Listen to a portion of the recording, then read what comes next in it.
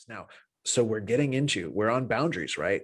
And we're getting into conflict. We're getting into conflict. So, like I keep mentioning, next week we'll do the boundaries. There has to be a boundary. But a lot of the time, we think of things in terms of win-lose situations when there is a win-win option possible. And we'll go to bat. What do they call it? What's the little meme on the internet? Choose the insignificant hill you'd like to die on today. We'll go to bat for these things as if it's my way or the highway. And then the other person responds in kind. This is a very innately human thing, is we respond to the energies that are given to us instead of looking at all the 8 bagillion thousand options where we could both win. Now, what are we going to talk about here? So we've called red light, or even better, preemptively, we've asked for yellow. Hey, this is going to be challenging. Can we bring all of our tools to the table, take a few deep breaths, make sure we're hydrated, make sure our blood sugar, oh, have you meditated today? Well, let's come back in 20 minutes after we've meditated. This will be great. You can call yellow, or you can call it red light. Go away, get out of a triggered state, come back. And now we're going to try to actually choose together. We're going to try to choose together. And this non-zero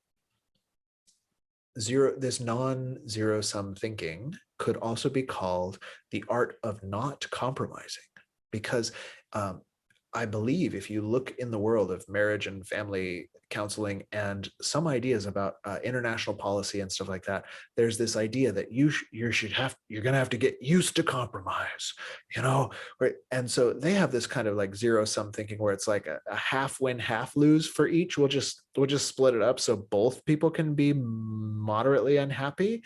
And you can see that, I think, in like some of the reason behind divorce rates and stuff like that. It's like, we live in this like, well, okay, well, I guess we can live together if I just sacrifice some of my needs and you just sacrifice some of your needs.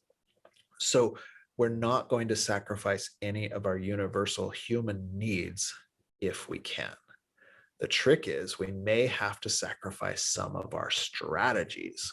So are you willing? And this is a question to think of in your coaching, in your own interpersonal relationships. Are you willing to sacrifice some of your pet strategies to look for solutions that get both of your needs met, right?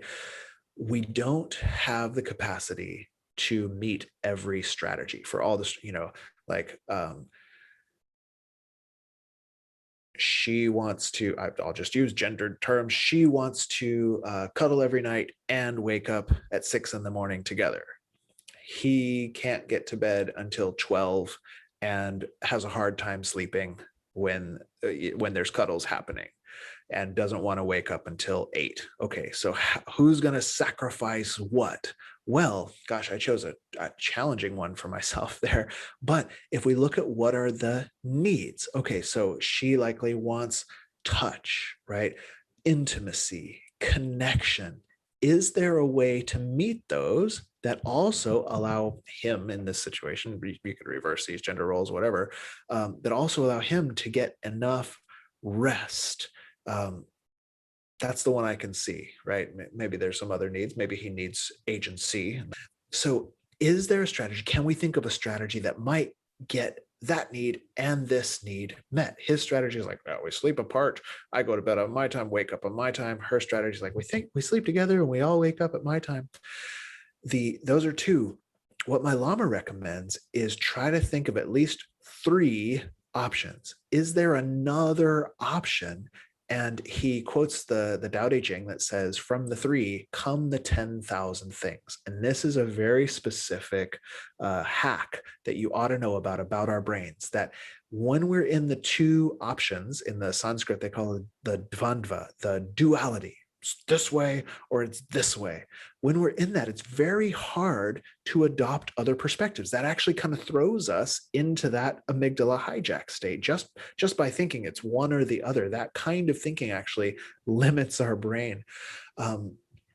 If we can generate one more perspective, all of a sudden, it'll often open the floodgates to be able to open up to the creativity of the other perspectives. So this is your hack. What to practice is find a place where it looks polarized. It's either this or this. Once you get some more options aside from just this polarity, you have a whole realm to play in. We're going to talk about how the mind generates ideas like that and how to do the best brainstorming. Here's the thing, right? If you've been in a triggered conversation, if you're in a yellow light conversation, you're probably not a great brainstormer, right? Have you ever done this? Just, oh, I'm stressed out, and sometimes people will have this at their business, right? The boss calls them in, okay, it's time for a meeting. Now I want your best ideas on this. It's like, bro, you did that wrong. Like, you stress it. We're losing money in this and we got to do this now. Give me your best ideas. People are not going to give you their best ideas. So what's the hack? Well, in our interpersonal relationships, it's to know that we're going to tend toward a zero-sum fallacy. We're going to tend to go win-lose situation. And if we know that if we can just get one more option from the dualism, we can actually start to get ourselves into a place where, man, if you've ever been able to get to a place where you're now brainstorming with a partner or a friend about a difficult, it's one of the most beautiful feelings in the world. Seeing this in people like Coach, it's one of the coolest things. All of a sudden they're like, wait, we could do this. And 5 minutes ago they were fighting. It's really cool. So find the third option. That's your technique. And I'll see you tomorrow.